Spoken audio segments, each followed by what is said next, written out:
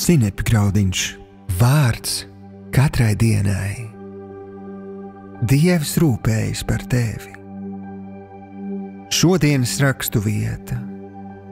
Jo Dievs nav mums devis bailības garu, bet spēka, mīlestības un savaldības garu. 2. Timotejam 1. nodaļa, 7. pants.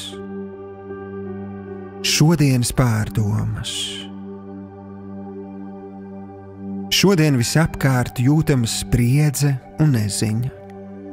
Kādi to maskē, taču dziļi sirdī ir bailes. Šādos brīžos ir svarīgi saprast, kas ir bailes. Vēlos nošķirt 2 veidu bailes. Bailes, kas mūs pasargā, piemēram, no fiziska augstuma vai dziļuma. Taču ir arī bailes, kuras izraisa bailības gars. Tas kā rūcošs lauva staigā ap mums un cenšas aktivizēt ticību sliktajām, tā mēģinot mūs pievilt un diskvalificēt no Dieva svētībām.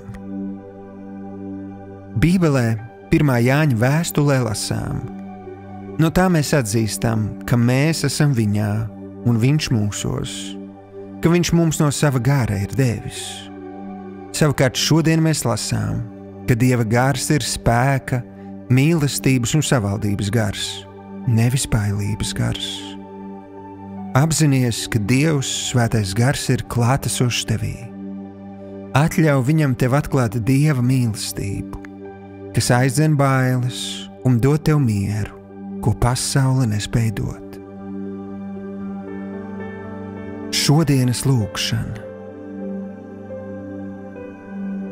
Tēvs, es atsakos pakļauties baiļu garam, un tā vietā atļauju, lai tavs gars, spēka, mīlestības un savaldības gars valda manās domās.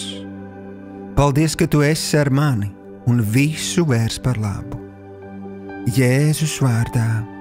Āmen.